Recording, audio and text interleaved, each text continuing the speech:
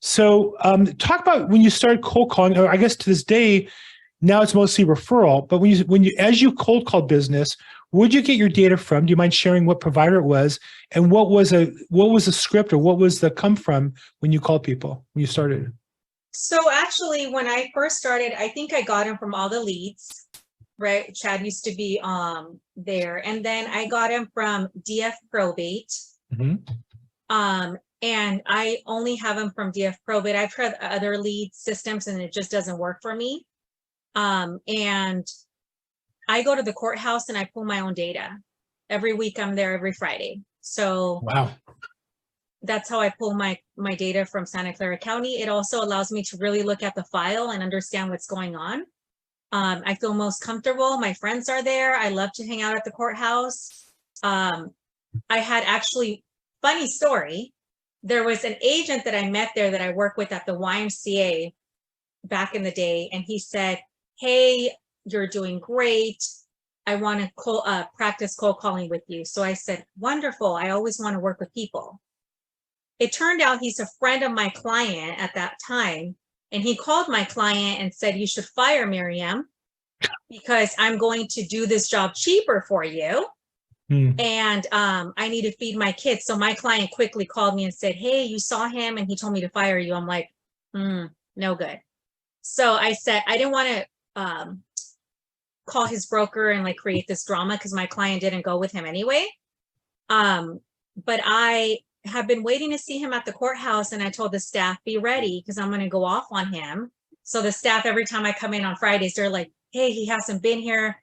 And last week, one of the court staff said, I warned him, you're going to tell him off, and we're ready for that because he's a cheater. Woo. So I said, so everyone's ready to see the drama. And I know the deputies, so when I go in there on Friday, it's really a fun experience. I get to chat with people and, connect with people that I used to work with.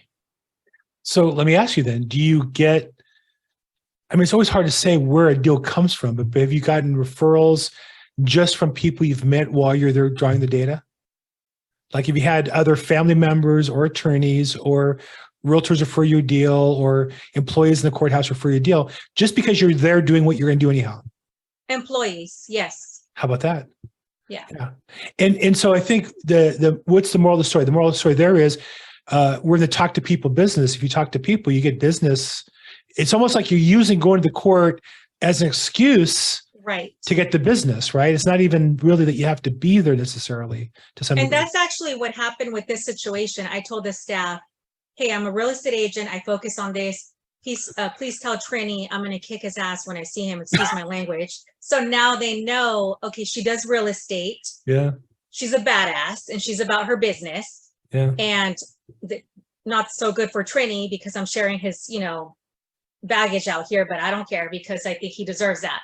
But it's a way for me to use as an excuse and build relationship and have them know what I do. So any situation, whoever it is, I don't come up and say, hey, I'm a real estate agent. I do this. It's like, how are you? And then the conversation will go there. Right. So they know and they're informed. If it's natural to go there, it will go there. Right. If it's not natural to go there, it's just slimy. I'm a realtor. Do you have any referrals? Right. It just feels slimy because you're not really that intimate with a person to get that kind of a relationship with them. Exactly.